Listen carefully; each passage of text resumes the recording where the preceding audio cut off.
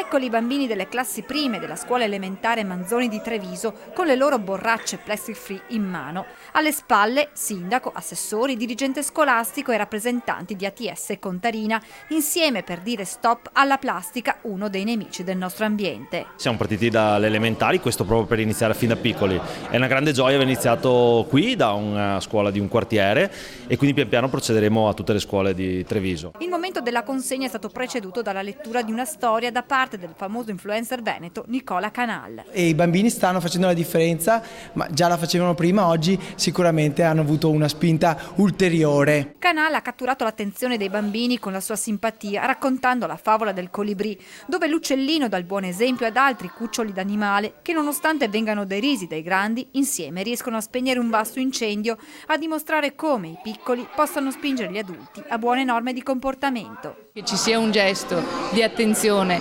all'ambiente che coltiva un punto di vista diverso sul mondo, che è la scuola, è il primo e forse più fondamentale passo. Bimbi poi tutti in fila per ricevere la propria borraccia e il messaggio ai piccoli sembra aver centrato il bersaglio. Una volta rientrati in classe, infatti, gli alunni hanno subito appoggiato le loro bottiglie plastic free sul banco pronte all'uso.